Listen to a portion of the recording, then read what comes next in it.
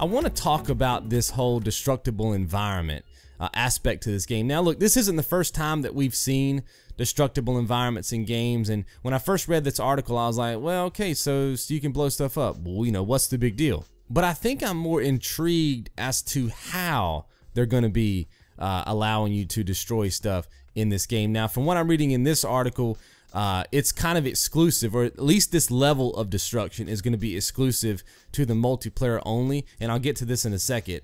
I'm sure that in the single player mode you're going to be able to destroy buildings and environment to a degree.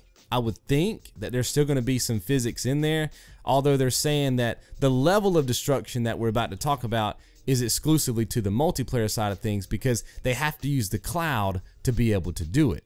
Now look, I am not a tech guy, so some of you out there may know exactly what the cloud can do and what it is, but for me it's just this thing that I keep hearing in the gaming industry, but I still don't really know exactly how this sucker works. But I've watched a video today and I've read an article, and it seems like that what's going to be happening here is when you log on to, play this game online multiplayer, you're going to be in the city, you're going to be fighting, you're going to be doing whatever it is that you do in this game. And obviously you're going to just be seeing the city as it is. You're going to be blowing stuff up, and you're going to be thinking that your Xbox One, the console that's in your house, is actually the thing that is controlling all of these events. So what's happening is your Xbox One is connected to the internet, and then the internet obviously is connected to the cloud. And what this means is that you're getting more computing power from the cloud than you would get normally from just your Xbox One. Now the number that they threw out in the video that I watched was about it's like the equivalent of having 13 Xbox Ones cycling the game at the same time. You see what I'm saying?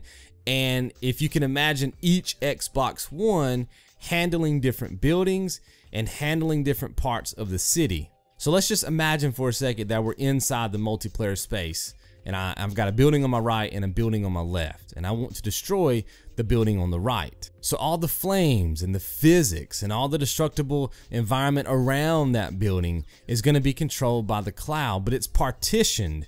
And they actually said that they went into like a debug menu during the presentation of the game. They didn't show this, but they talked about it.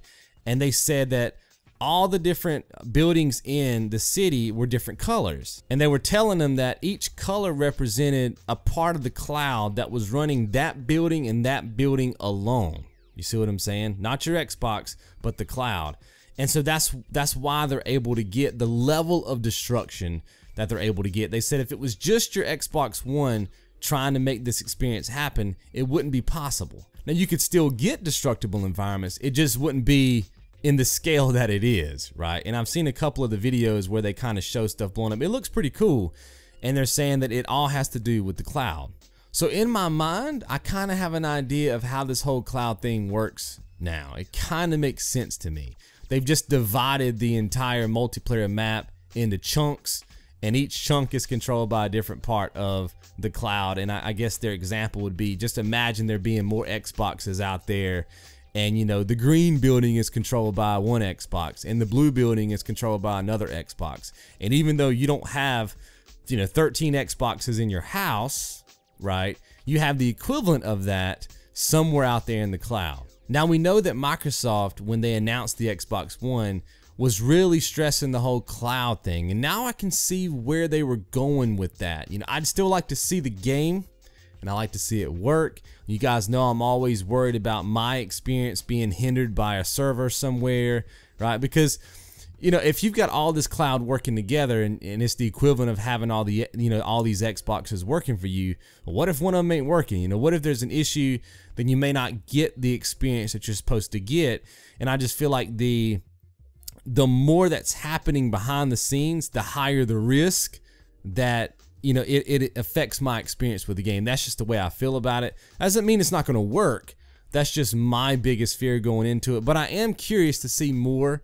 I think that I'm not as nervous about the whole cloud thing as I was back in the day when I first heard about it. Because when you don't know something, when you don't have knowledge about something, you know what I mean? It kind of makes you a bit nervous. But after hearing not how simple it is, because it seemed like it's a pretty complex thing to do, But when they started talking about the colors of each building, and you just got, you know, the processes of one Xbox One, if you're working on one color at a time, that kind of made sense to me. So I'm interested to hear more about this, not just with this particular game, but with other games, but I still have those reservations about it at the same time.